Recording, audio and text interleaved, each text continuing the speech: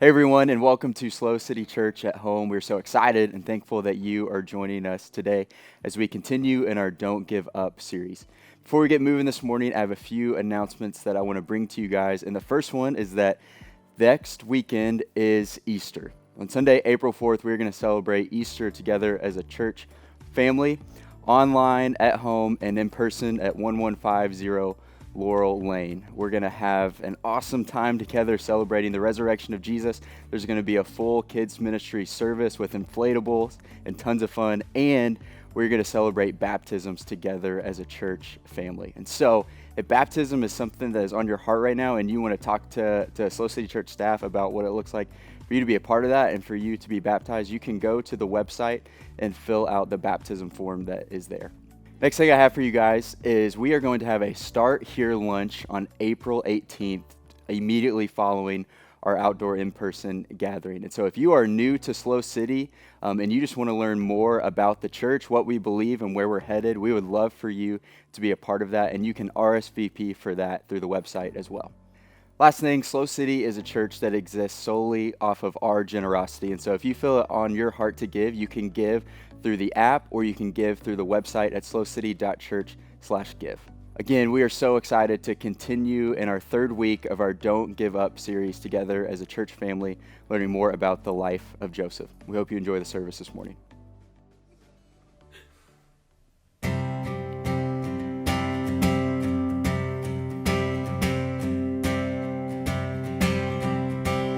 I was buried beneath my shame. Who could carry that kind of weight? It was my tomb till I made. I was breathing but not alive. All my failures I tried to hide. It was my tomb till I made you. You called my name and I ran out of that grave, out of the darkness into your glorious day. You called my name and I ran out of that grave, out of the darkness into your glorious day.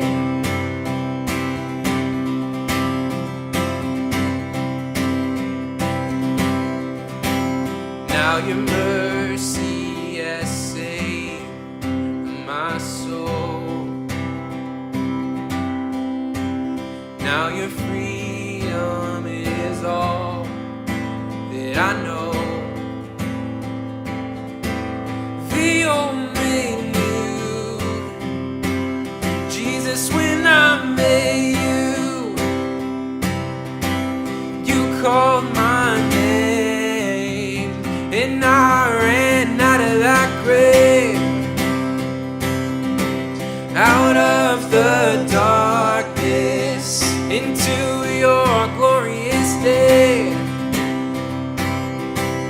You called my name and I ran out of that grave, out of the darkness into your glorious day.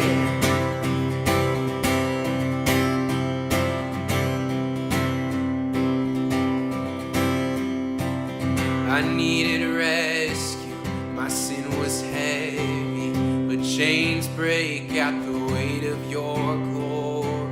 I needed shelter, I was an orphan, now you call me a citizen of heaven. When I was broken, you were my healing, now your love is the air that I'm breathing. I have a future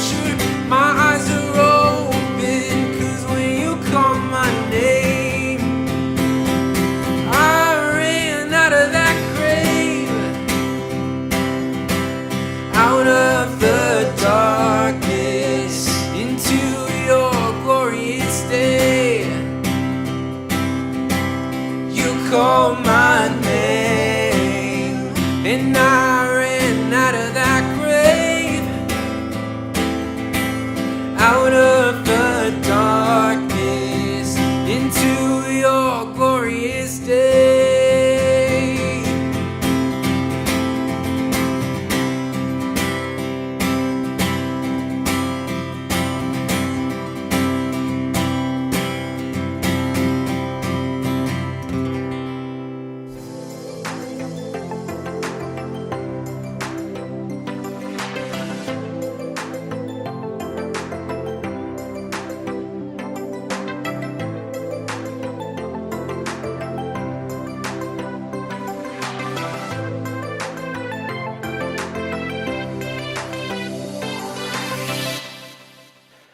Hey everybody, welcome to SLO City Church at Home. My name is Brent, and I'm humbled to be with you today, to be able to worship with you, to be able to open up the scriptures together. SLO City is a place where everyone is welcome. We are seeing that reality. Everyone is welcome.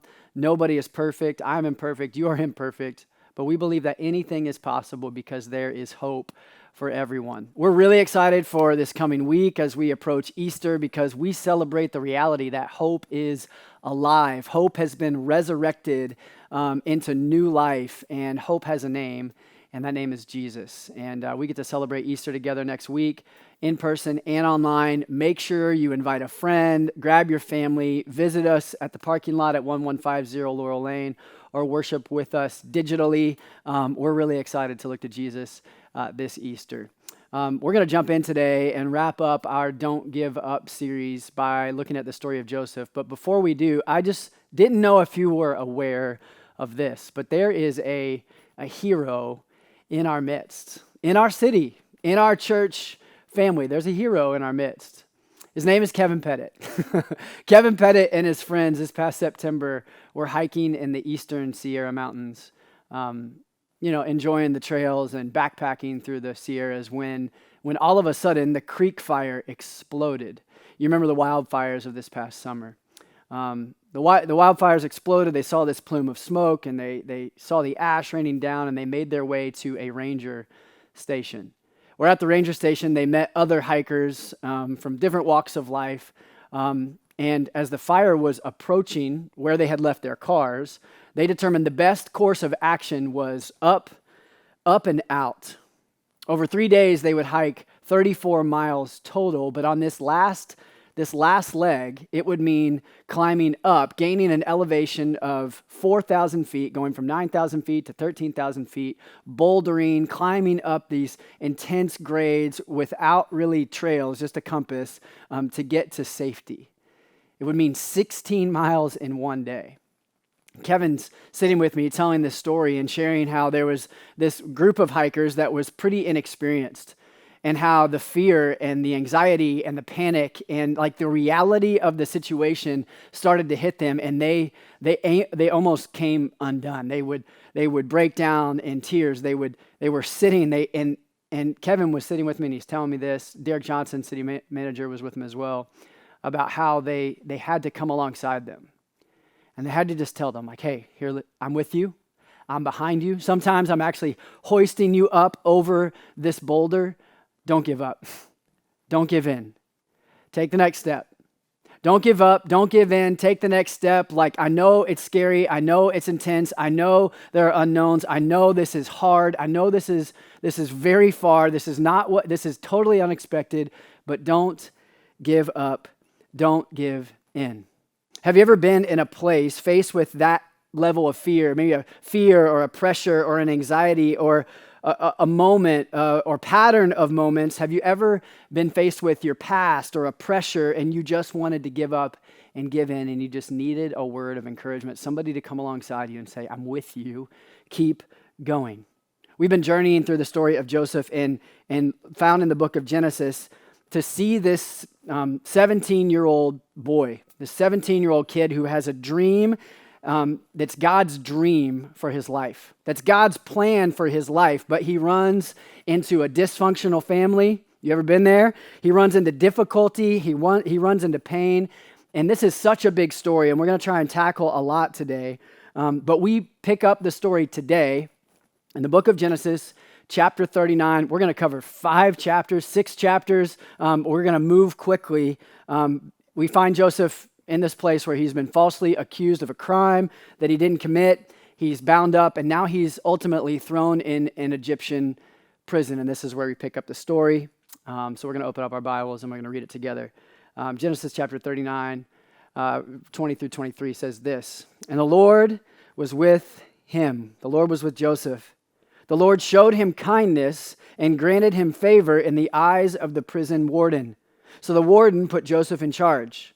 He was made responsible for all that was done there because the Lord was with Joseph and gave him success in whatever he did." We have seen this pattern in Joseph's life. Even in prison, the Lord was with, towards, for Joseph, like concerned with Joseph. And Joseph keeps finding prosperity even though he's been inflicted with great harm and great pain. He's promoted, and in prison, he meets a few trusted servants of Pharaoh. Again, he's in Egypt. The king of Egypt is the Pharaoh, and Pharaoh has these 2 trusted servants who he gets angry with, who he gets frustrated with. Number 1 is the cupbearer, somebody who bears a cup. Number 2 is the baker, the one who bakes, all right? And they are trusted servants of Pharaoh. Pharaoh gets upset with them and throws them in prison, and they meet this kid who's been through a lot.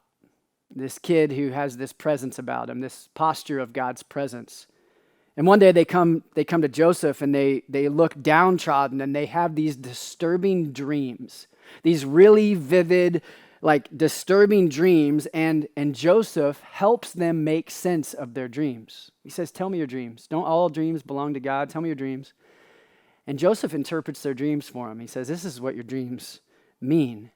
And then he leans in and he says, "Listen, if you ever get out of this prison that we're in together, if you ever get out of this prison, please, would you just remember me? Would you remember me? Ask Pharaoh for my release, my freedom. I'm not supposed to be here." And then it happens that both of them get out of jail. But just like Joseph has experienced his entire life, he was forgotten again.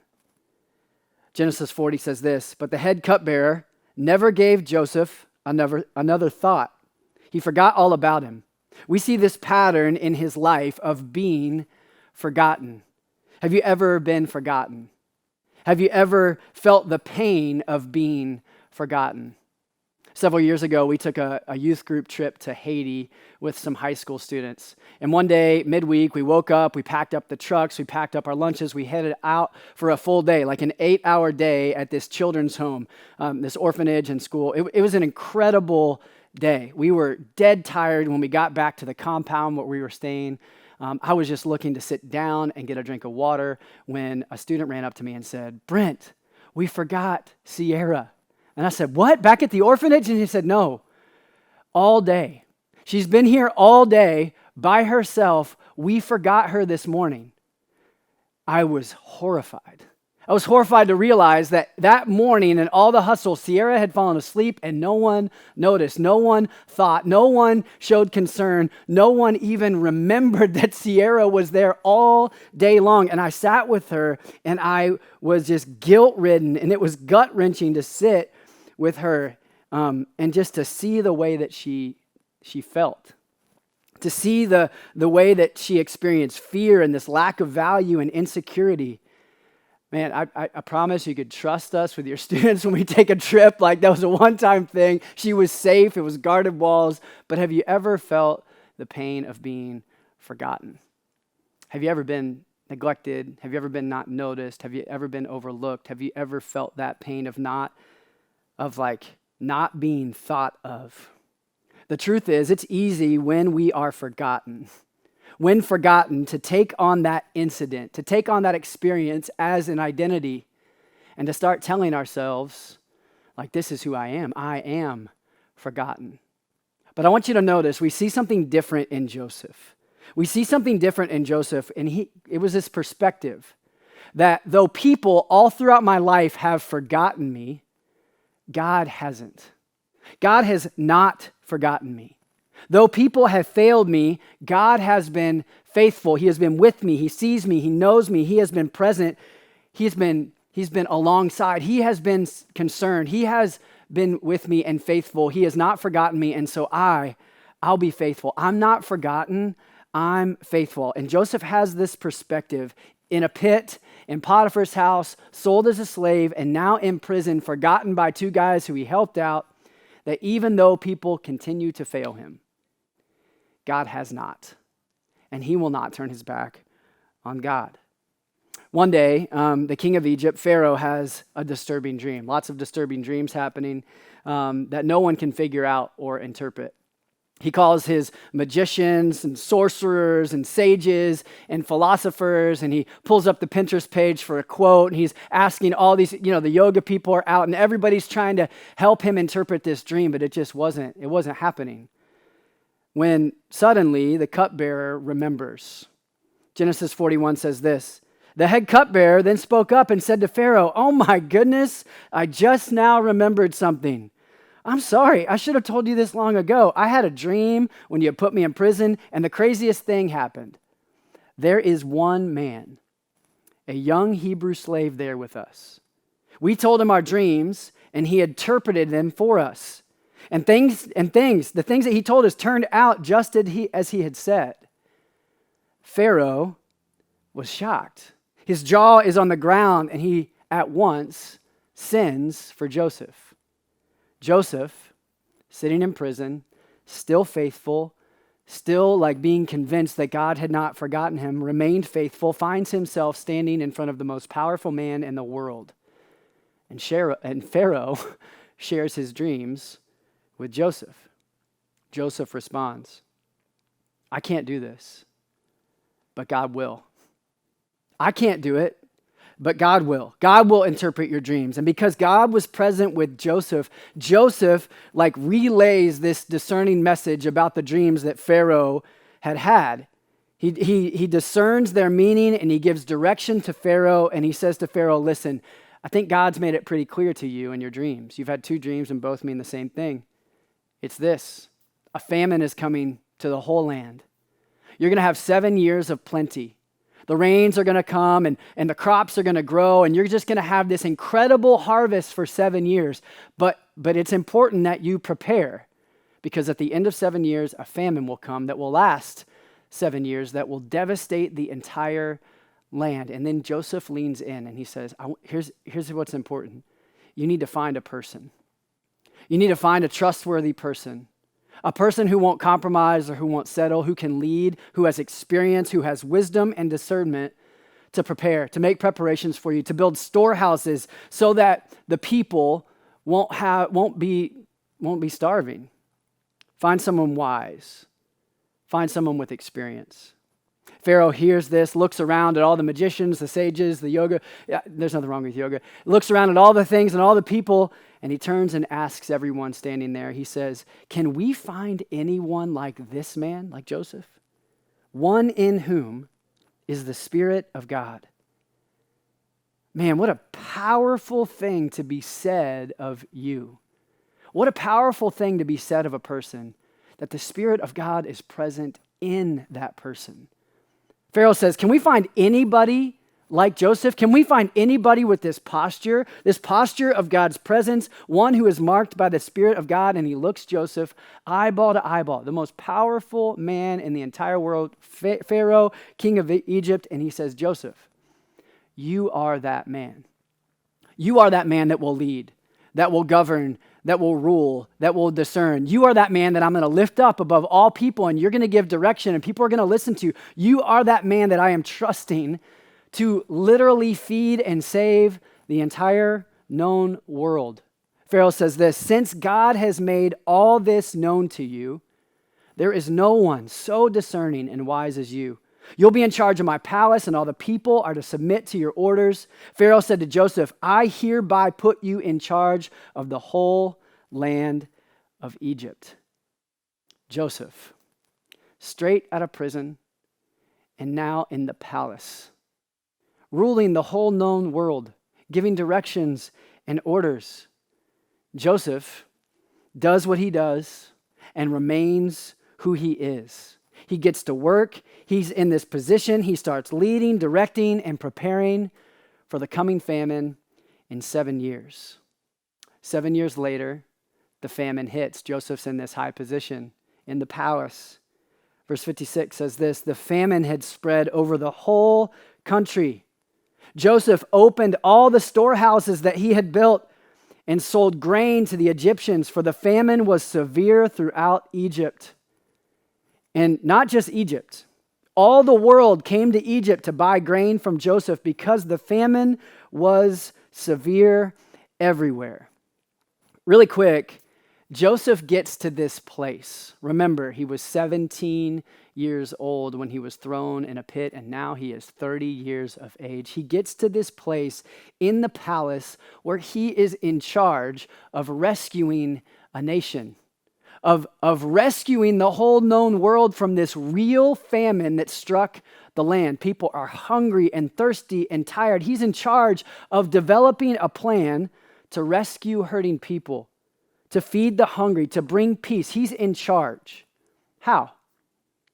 What do you think got him to this place of power? What do you think prepared him to be able to have the ability to be this kind of person? It was his experience. It was his experience in the pit. It was his experience in Potiphar's house of being a trusted servant, of being pressured to fold on his character, on his integrity. It's his experience of being forgotten in prison and yet entrusted in prison to lead other prisoners that ultimately prepared him now to sit in this seat, to sit in this place. And he's fulfilling a God-sized purpose. Do you remember Joseph's dreams early on that God gave him? That he would be high and lifted up and that other people would come before him? Joseph's fulfilling a God-sized purpose. Hear me. I don't know what you're walking through, of what you've walked through, what pains. But hear me when I say this. God can take your pits, your pains, your pressures, your prisons, and prepare you for a purpose he has for you. I want you to hear that for your life. God can take your pits, your pains, your pressures, your prisons, all to prepare you for a purpose that he has for you, a plan for your life. If you know and believe that he has not forgotten you, that he is with you. Now, Joseph's in a pretty good place, accomplishing a very big purpose. He's in this new position and he's in this good place. Have you ever hit that point in your life or in a job or with your family? Have you hit that place where you're really making progress, right? You're rising up the ranks at work, you've made some headway in your home and your marriage and your relationship, you're making friends and you're building this community. Maybe for you, you're making progress in your own mental health. Maybe your relationship with God is on fire. Things are moving up and up. And then you run into something. You ever had this happen where you're in a good place and then you hit something? Something triggers you. Something starts to trip you up and take you back. It's something from your past. It's something from your past. Have you ever had that moment when the past makes its way to the present? Have you ever had that moment when the past makes its way to the present? I remember a few years back, I was asked to give a pretty big talk at a large conference. And I felt really good about it. I had prepared. I was comfortable with material. I was at this conference. I was looking over my notes when someone walks up to me and kind of looks concerned at me and says, "Hey, are you nervous? Your face is all red." Now, my face gets red often, but this incident was innocent. This person was not meaning harm or meaning to make fun of me, but something about the way it was said, something about the way, the tone of voice took me right back to a classroom in Crestwood, Kentucky as a second grader, as a third grader, as a fourth grader, when kids would point at my bright red face and my bright red ears as I would try to stand up in front of the classroom and give a project. And here I am about to give a speech at this large conference. I'm like, I enjoy this, I'm comfortable, but all I could see in that moment was the past staring back at me. All I could see was fourth grade me, insecure and made fun of. And I was like coming undone. Have you ever had a moment, maybe in a relationship, maybe it takes the form of a person that you haven't seen in a long time, or a text message that you received, or an email, or maybe just something that you watch on TV that triggers you, that trips you up, that takes you back. You've been in this good place, and all of a sudden the past has made its way right to your present. Joseph has that moment. The whole world was coming to him. The whole world was trusting him. He was capable. He was leading. The whole world was coming to Joseph because of this famine. They're starving. And then the past shows up in Joseph's present.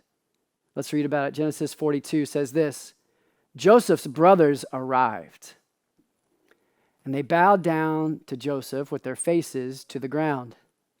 As soon as Joseph saw his brothers, he recognized them, but he pretended to be a stranger. He covered up who he was. Although Joseph recognized his brothers, they did not recognize him. Then he remembered his dreams about them. Joseph is in this high position. He's lifted up on a throne. He rules the entire land, and his brothers approach and they bow down before him. They didn't recognize him. Remember, he was 17 years old when they left him for dead, threw him in a pit, sold him as a slave, and now he's 30 and in this high position. But Joseph recognized them. And I want to stop here for a minute on that line, for just a minute. Joseph remembered. Joseph remembered. And the emotion of remembering is real. Do you know that? It's almost too much for Joseph. Genesis 42 says this: he turned away from them, hid his face, and he began to weep silently. He remembers and he weeps and he sees and he hears. He recognizes his brothers as he remembered. As all in a moment, the past comes roaring back, and he remembers his dreams and the way he shared with them. He remembers his father and how much his father cared for him and loved him. He remembered the betrayal, the plots, the lying, the deceit, the pit they threw him in, the 11 long years he was a slave in Potiphar's house. He remembers the pressure he was under from Potiphar's wife, the prison that he sat in. He remembered over and over and over again the message of his past, that he had been forgotten by the people who swore to trust it, swore to love him, swore to take care of him for 13 years of his life. You see this emotion and tension well up in Joseph as he remembers. When the past shows up to his present, remembering can be painful, can't it? Do you remember a harm done to you? Pain put on you, words that cut you, the divorce that depleted you, the abuse that scarred you, the shame, the guilt that you carry because of something that happened in your past. Remembering can be painful, and especially when you're faced with someone who hurt you, when your past makes its way and stands face to face with you. All the hurt, all the suffering can come to the surface, and I don't know about you, but be real. It's in these moments when you're faced with your past, with this pain, with this person that hurt you, that can lead you to a place of weeping, yes, but of this desire for revenge, this desire for payback, where you just want revenge. Revenge is the action of inflicting hurt or harm on someone for an injury or wrong suffered at their hands. It is the desire to inflict retribution. Revenge is this desire to pay back, to give back what was put on you. And have you experienced this?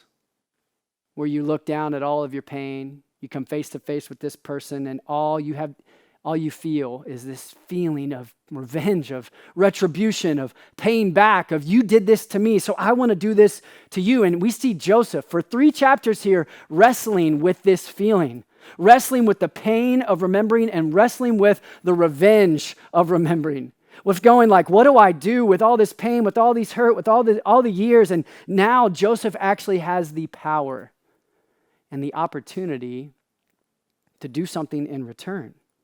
For 3 chapters, there's this back and forth where he's trying to figure out, what do I do? How do I act? How do I respond? How do I handle this? And he's struggling with like, do I give up and give in to these feelings for revenge? Do I just give in to this desire to hurt them the way that they hurt me? To put them through the suffering and the abuse and the neglect?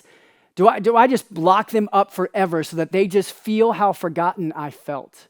And he's wrestling with all of these things. But again, hear me, there's something different about Joseph. There's something different about Joseph. See, the Lord was present with Joseph. And that reality, his experience with God, gave him a different perspective. See, the Lord was present with Joseph, and that reality, his experience, his time with God, gave him a different perspective, a new lens to look at his past, at this pain, at these people. And after weeks, maybe months of back and forth, of hiding who he was, his brothers not knowing that he was Joseph and wrestling with what to do, we read this in Genesis chapter 45. It says, Joseph could no longer control himself. He wept so loudly that the Egyptians heard him, and Pharaoh's household heard about it. Joseph said to his brothers, I am Joseph. Is my father still living? But his brothers were not able to answer him because they were terrified at his presence. Joseph said to his brothers, let's get this picture. Come close to me. And when they had done so, he said, I'm your brother. I'm your brother, Joseph, the one you sold into Egypt. Notice what it says. They were terrified. The brother that they betrayed was now standing before them. The brother that they betrayed, they had been bowing down to. You ever had like an oh no moment? You ever have one of those? And now he says, this is powerful. Get this picture. Joseph wrestling with all these feelings, all these emotions, this revenge and betrayal and pain. Past makes its way to the present. What does he do? He says, and now do not be distressed. Do not be angry with yourselves. Don't put this guilt and shame on yourselves for selling me here. It was to save lives that God sent me ahead of you. There's been a famine in the land, and for the next 5 years, there's going to be no plowing and no reaping, but God sent me ahead of you to preserve for you a remnant on earth and to save your lives by a great deliverance. Did you catch what happened right here? Did you catch the wrestling? Did you catch the picture? The past makes its way to the present, and Joseph wrestles with revenge, but responds in a radical way. What did he do? He forgives. He forgives. He says, come be close to me. This is who I am. He has this thing in him when faced with a painful past and the people who hurt him that causes him to extend grace, this undeserved gift, that causes him to extend a hand of peace, to restore and reconcile and to save. I sat with a friend this past week who shared a quote from a book he was reading that really stuck with me all week. It says this, have enough love to absorb all the hate. Have enough love to absorb all the hate. We see this in Joseph. That who he was at 17, a trusted son that sought the welfare of his brothers, was now still the same person that he was at 30, just more developed, more experienced, more convinced that who God said he was is who he was going to be. And the power of God's presence in Joseph's life led him to the ability to absorb a lot of hate and of hurt. Have enough love to absorb all the hate. We see a lot of hate these days, don't we? We see a lot of hurting people these days. We see a lot of broken people, a lot of angry people. And again and again and again on the news and throughout our country, we see hatred, vilification of other people, of different races, skin colors. We see division and brokenness. And this week, we saw as a man walked into a grocery store with a gun, and 10 people are dead. And it's horrific. We are grieved and we are pained by what happened in Boulder. And there's so much division and hatred around us. There's so much hurt. And we see all throughout Scripture, and we see in Joseph's life the reality that there's a better way forward than returning the hurt done to us by hurting other people. You throw a rock at me, I'll throw a rock at you. You chuck a spear at me, I'll chuck a spear at you. We see this hurting people, broken people, seeking to break and destroy other people. And there's a different way laid out in Scripture and in Joseph's life, and it's the way of deliverance. It's the way of rescue. It's the way of mending broken things, not breaking apart things. It's the way of putting them back together. It's the way of forgiveness. It's looking at your past in the face and extending peace, making peace. Joseph extends a hand of peace to those who hurt him. He says, enough hurt. There's been enough hurt all the way around. Enough hatred. There's enough hatred. Peace. Can I ask you, who in your life or maybe in your past do you need to extend a hand of peace to? Do you need to extend forgiveness to? Doesn't make it right, doesn't excuse it, doesn't justify what happened to you. But who might God be asking you to forgive? To look at their eyes and say, come close to me. This is who I am. I forgive you. I have a friend recently who had been through something really difficult with their mother growing up, had this relationship with their mother that was very unhealthy, volatile, and as they grew up and became a teenager, adolescent, went to college, they just grew very distant and divided, and they had this moment where the past made its way to the present when my friend had a family and had kids, and grandma wanted to come around. And she just really wrestled and recognized all of the feelings of resentment and bitterness and revenge that they had in their heart towards their parent. Was that real? Was the pain real? Was the hurt real? Absolutely. They said to me, I saw that forgiveness made a way for God to do something different in my heart and to make a way for us to move forward. Will things be like they were? Probably not. But there's a way forward where I can make peace, where I can mend some of this brokenness, where I can take the first step. Joseph gives us this courage to not give up or give in to the resentment and revenge. To be faced with our past when it makes its way to our present, and then to do this radical thing of extending forgiveness and grace and peace and reconciliation because God has not forgotten us. Joseph gives us the courage in a position of power with people who betrayed him. He forgave them. He rescued them. He saved them. He delivered them. Jesus was lifted up.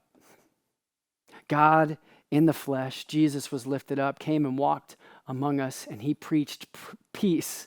He preached hope. He preached forgiveness. He says, forgive, for you have been forgiven. And we see Jesus lifted up, nailed to a cross, hoisted up before a sea of people who had betrayed him. He had the power in that moment to put all the hurt, all the wounds, all the pain back on all those betrayers. But notice what Jesus did. He had enough love to absorb all the hate. He had enough love to absorb all the hate. And he forgave you. And he forgave me. And he took all that stuff on his shoulders. And he dished out peace. He rescued you, he rescued me, and he sets us free. Joseph gives us the courage, and we see that we have hope, a hope for everyone in Jesus. For God so loved the world that he gave his one and only Son, that whoever believes in Jesus shall not perish, but have eternal life. Listen, God did not send Jesus into the world to condemn the world, to wound or hurt the world, hurt you, but to save and rescue the world through him. So don't give up and don't give in. When life gets hard, when the fear is overwhelming, when the pain has cut you deep, when the hurts and the wounds have scarred over and been ripped apart 5 times, don't give up to the feelings of resentment and bitterness and revenge and inflicting harm on other people. May we fix our eyes on Jesus, who does not condemn us, but he saves us, and he says, come, follow and trust me. Don't give up. Don't give in. Make peace. Jesus says, blessed are the peacemakers, for you will be called children of God. He says, love your enemies, pray for those who persecute you, and you will be like children of God. You will look like God in the world. You'll look like Jesus, living the way of Jesus, bringing hope and peace and reconciliation to everyone. Maybe for you, today is your day to be reconciled back to God. Maybe you see Jesus on the cross and you hear him say, I forgive you. but I want to rescue you. Maybe today is your first day that you click that button that says connect a pastor, or I want to be baptized, or I want to meet with somebody, and you talk about your life and some of the pain and hurts that you've walked through, and we take that next step of faith. Maybe for you, you need to pick up the phone, you need to send the invite for coffee, and you need to bring peace and forgiveness. Maybe you need to forgive so God can make a way for you to move forward. God, thank you for today. Thank you for your word. Thank you for the powerful picture of Joseph, and ultimately for the powerful picture of your love that we see fully on display in Jesus. Help us to not give up in the pain, not give up under pressure, not give up when the past makes its way back to the present. You've made a way for peace. It's in the powerful name of Jesus that we pray. Amen.